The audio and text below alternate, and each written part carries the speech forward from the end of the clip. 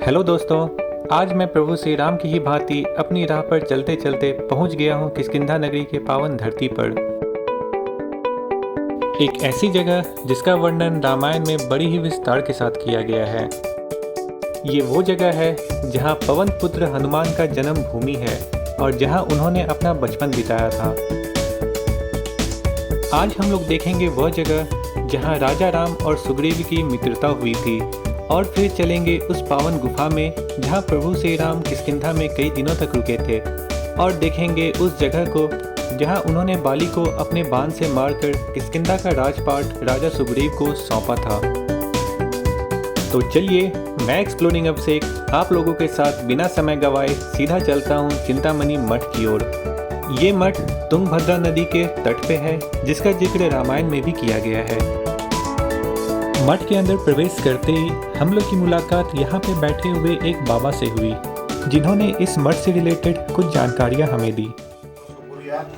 बैठ को चिंता कर ले तो चिंतामणि नाम राम भगवान गुफा में जाओ को तपस कर ले को सीता को कैसे लाना कहते को बाहर जाओ को मीटिंग कर को प्लानिंग कर को बाली को उधर बाली सुग्रीव पहाड़ के ऊपर मंडप है बैठ होते बाली को मारते।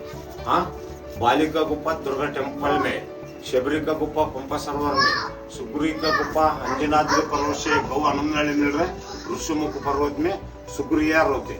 ऋषिमुख पर्वत कहाँ पे है? अंजनाद्रि पर्वत से गौ आनंद मिल रहे नदी का पार बड़े मंडप है ऋषि का और ऋषिमुख पर्वत में सुग्रीव होते। ये किष्किंधा क्षेत्र भांदर के सेना वो दुर्गा माता है ना, कृष्ण देवराय का कुलदेवती गवर्नमेंट हैंडओवर नहीं। 1500 गौ माते, 6 गौशाले, सुबह में माते पूजे हुए बाद प्रसाद। बाबा के दिए गए जानकारियों ने हमारे अंदर की उत्सुकता को और बढ़ा दिया और अपने आप को बिना कंट्रोल किए हम लोग सीधे अंदर चले गए उस गुफा को देखने जहां प्रभु श्री राम कई दिनों तक रुके हुए थे। मठ के अंदर प्रवेश करते ही बाईं ओर आपको दिखेगा ये पूरा किष्किंधा का मैप जिसमें सारी जगह को अच्छे से बताया गया है। आप वीडियो पॉज करके इसे देख सकते हैं। आगे चलकर हम लोग को मिलता है रुद्राक्ष मंडप जो अभी तो फिलहाल बंद है लेकिन इसके फर्स्ट फ्लोर वाला मंदिर अभी भी खुला हुआ है। चलिए ऊपर चलकर देखते हैं वहाँ पे क्या है। ऊपर जाने के बाद पता चला यहाँ के गर्भगृह में भी अभी ताला लगा हुआ है। अभी मंदिर की टाइमिंग क्लोज हो गई है लेकिन गेट के जालियों के बीच से भगवान का दर्शन हम लोग कर सकते हैं। अंदर में एक बड़ी सी शिवलिंग है जिसे रुद्राक्ष के माले के साथ लपेटा हुआ है। ऊपर से पूरे चिंतामणि मठ को हम लोग देख सकते हैं। दूर में पड़े हुए वो बड़े बड़े चट्टान हम लोग को रामायण सीरियल का वो एपिसोड याद दिलाते हैं जहाँ किष्किंधा कांड दिखाया गया था। इन सब चीज़ों को देखकर मेरे अंदर की उत्सुकता रुकी नहीं और मैं सीधे चल पड़ा बिना समय गवाए हुए उस पावन गुफा को देखने जहाँ के कण कण में बसे हैं प्रभु श्री राम। रामायण द्वारा जैसा वर्णन है उस अनुसार ऐसा माना जाता है इस गुफा का ये सेंटर पार्ट है और इसी जगह पे प्रभु श्री राम काफ़ी दिनों तक रुके थे और ये वही जगह है जहाँ उन्होंने राजा सुग्रीव के साथ मित्रता की थी।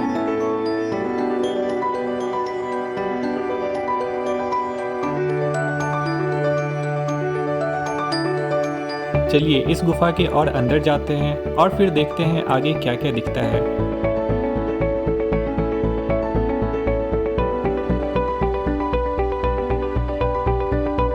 इस गुफा में चलने का एक अलग ही अनुभव है। एक तो ये रामायण का याद दिलाती है और दूसरी इसकी ये पतली पतली चट्टानों के बीच से रास्ते, इसे पार करना एक अलग ही एक्सपीरियंस आपको देता है।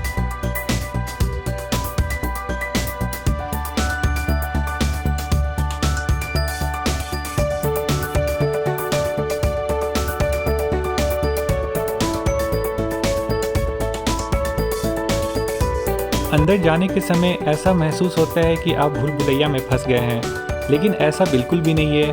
अंदर जाना टफ उतना नहीं है और आप इजीली अंदर जाकर सरलतापूर्वक बाहर निकल सकते हैं।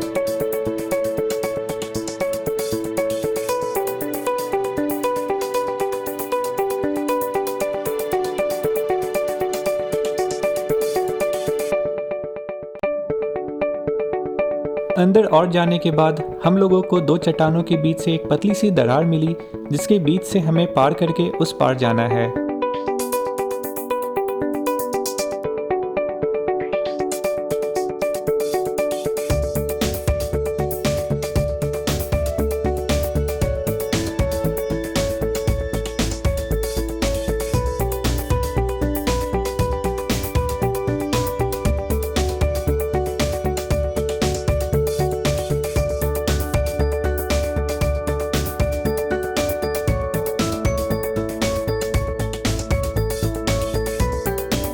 चट्टानों की दरारों को पार करते हुए हम लोग पहुंच चुके हैं बाहर की तरफ, जहां पे एक और पावन स्थल है।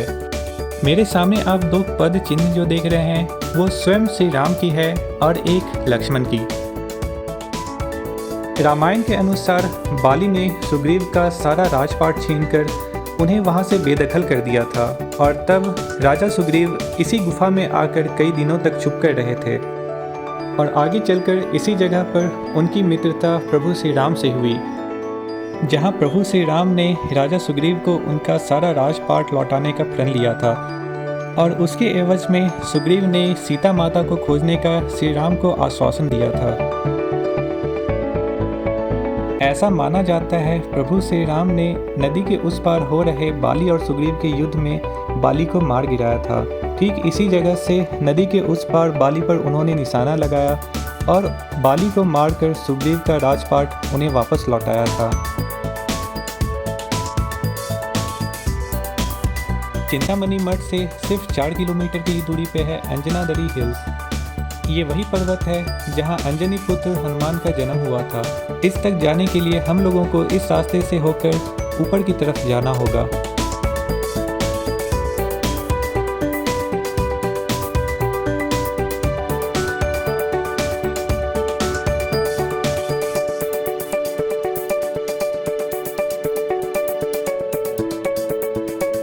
तो चलिए बिना समय गवाए हम लोग सीधा चलते हैं ऊपर की तरफ, जिसमें कुल 575 स्टेप्स हैं।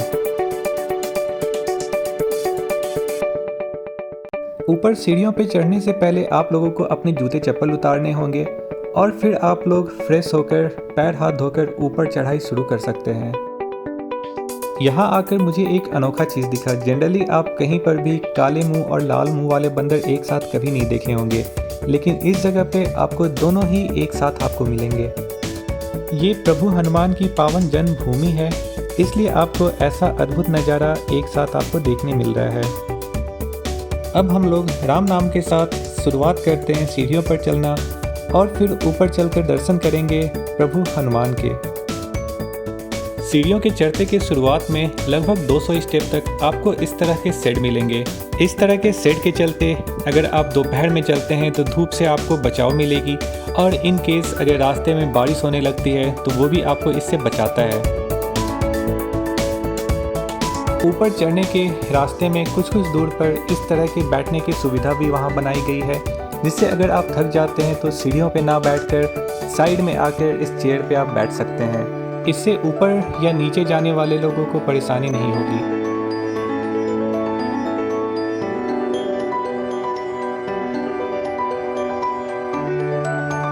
यहाँ पे हर 2-3 स्टेप के बाद स्टेप की मार्किंग की गई है। जैसे ये 182 है, इससे आपको पता चलते रहता है कि अभी और कितने सीढ़ियाँ ऊपर चढ़नी बाकी हैं। यहाँ से आगे ऊपर कोई भी सेट्स नहीं मिलेंगी और आपको खुले आसमान के नीचे बजरंगबली के दर्शन करने ऊपर जाना है। यहाँ पर आपको हर स्टेप पर श्रृंगार की गई मिलेगी, हर सीढ़ियों पर टीका लगाई गई हैं।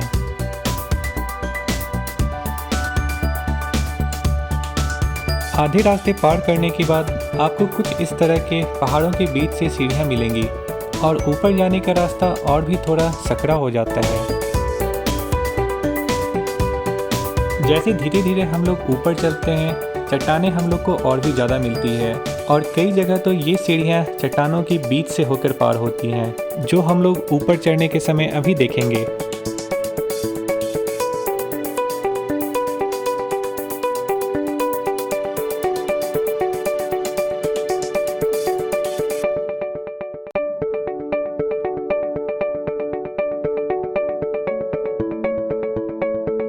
यहाँ पे आपको हर जगह पर जय हनुमान के साथ राम नाम लिखे मिलेंगे।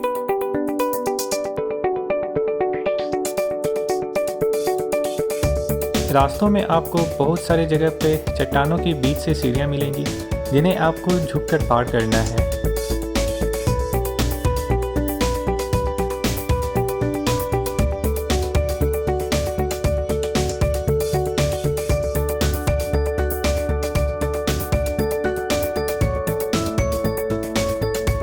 और ये रहे टोटल 575 स्टेप्स जो हम लोग चढ़कर ऊपर की तरफ पहुंच चुके हैं, जहां से हम लोग को लहराता हुआ ध्वज साफ दिख रहा है।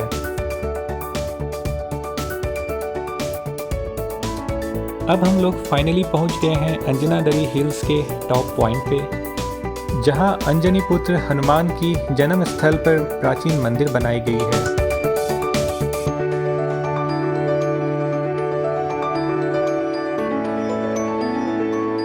ये रहा मंदिर का मुख्य द्वार, जहाँ से हम लोग आगे जाकर बजरंगबली के दर्शन करेंगे।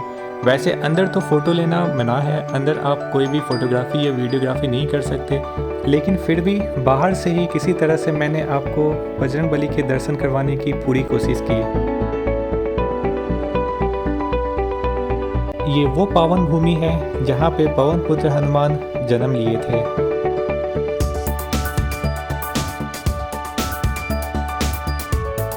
मंदिर के बाहर निकलते ही श्री हनुमान को स्मरण करते हुए उनके पद चिन्ह बनाए गए हैं, जो मंदिर के गर्भगृह के ठीक सामने है।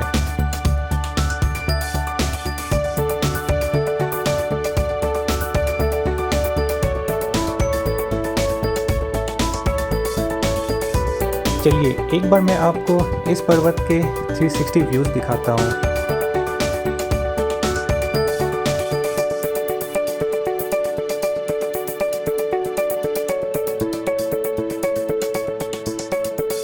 इस पर्वत के ऊपर से बहुत ही अद्भुत नज़ारा दिखता है। यहाँ से आप पूरी किष्किंधा को क्लियरली देख सकते हैं। इन पहाड़ों के बीच से ये नदियाँ और फिर ये पवन पुत्र हनुमान का जन्मभूमि। मेरे हाथ में बोतल देखकर यहाँ पर एक बंदर मेरे कंधा पे आकर बैठ गया। वैसे मुझे डर तो काफ़ी लग रहा था, लेकिन इस बंदर ने कुछ भी नहीं किया। काफ़ी देर तक ये हम लोग के साथ बिना कोई नुकसान पहुंचाए हुए खेलते रहा। एक तो होता है मदारी वाला बंदर और एक होता है नॉर्मल ऐसे घूमता हुआ बंदर। क्योंकि ये मदारी वाला बंदर नहीं था, इसलिए मुझे अंदर से काफ़ी डर भी लग रहा था, लेकिन जब मैंने इसे एक बार पानी पिला दिया तो मेरे अंदर की भी साहस बढ़ गई और उसके बाद से सारा डर ख़त्म हो गया। और फिर मैं इसके साथ ऐसे घूमने लगा जैसे ये मेरा ही बंदर है और मैं इसका मदारी हूँ।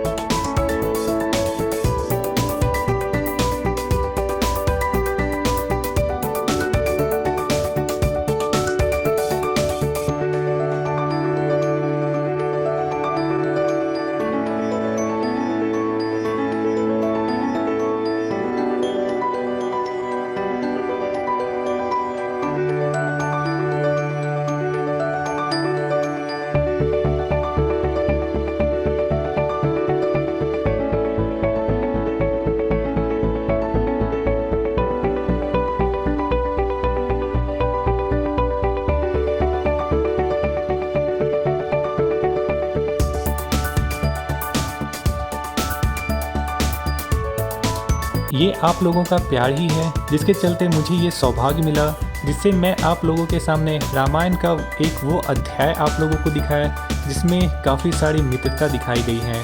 पहले तो श्री राम की हनुमान के साथ मित्रता, उसके बाद राजा सुग्रीव और जामवंत की श्री राम के साथ मित्रता, और साथ ही हम लोगों को श्री हनुमान के इस पावन जन्मभूमि को देखने का सौभाग्य प्राप्त हुआ। इसी के साथ हमारी आज की यात्रा यहाँ पर समाप्त होती है। इसी तरह मुझे आप लोगों का प्यार और सपोर्ट चाहिए, जिससे मुझे और भी मोटिवेशन मिले आगे दूसरी जगह की वीडियो बनाने की। अगर आपको इस यात्रा से जुड़ी कोई भी जानकारी चाहिए तो प्लीज़ कमेंट बॉक्स में मुझे कमेंट करें और मैं पूरी कोशिश करूँगा उसके जवाब जल्द से जल्द देने का। आपके अपने इस व्लॉग में मैं आप लोगों के साथ फिर मिलूँगा एक नए जगह के साथ, एक नए जगह को एक्सप्लोर करने। तब तक के लिए please like, subscribe, comment and keep watching. Thank you.